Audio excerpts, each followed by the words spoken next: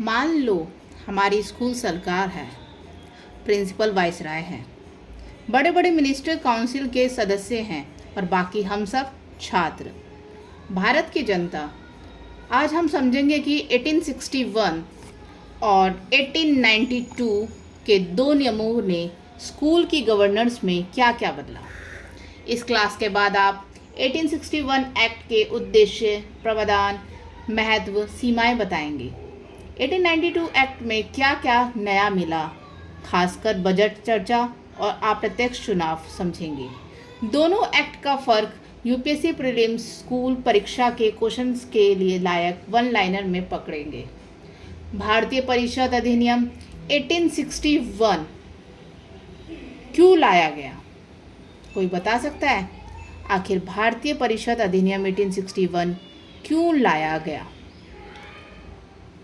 1857 की बगावत के बाद ब्रिटिश को समझ आया कि सारा सत्ता केंद्र में पूरा कंट्रोल खतरा बढ़ता है।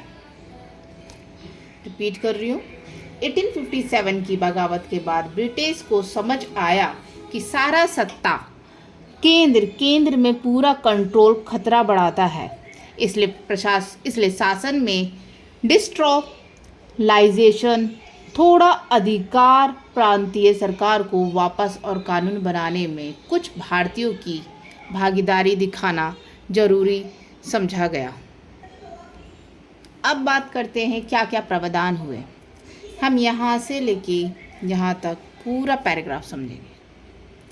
वायसराय की कार्यकारी परिषद में विधि निर्माण के समय विधायी परिषद का विस्तार, गैर आधिकारिक सदस्यों को नामित किया जा सकता है। कुछ भारतीयों को भी नामांकन मिला। बॉम्बे और मद्रास के प्रांतीय विधायी परिषद को पुनर्जीवित मजबूत किया गया। आगे चलकर बंगाल, नॉर्थ वेस्ट प्रोसेस जैसे प्रांतों में भी परिषदें बनी। पोर्टफोलियो सिस्टम, विभागीय जिम्मेदारी को कानूनी मान्यता, हर सदस्य अपने विभाग के लिए उत्तरदायी। गवर्नर जनरल वायसराय को विशेष स्थिति में अध्यादेश जारी करने का अधिकार। भारत की विधायिका को कुछ हद तक डिस्ट्रोलाइज करने की शुरुआत 1833 के अत्यधिक केंद्रीकरण का आंशिक रूप से पलटा।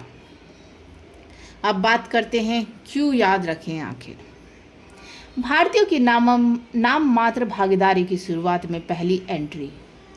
कानून निर्माण में प्रांतों की भूमिका फिर से जगी।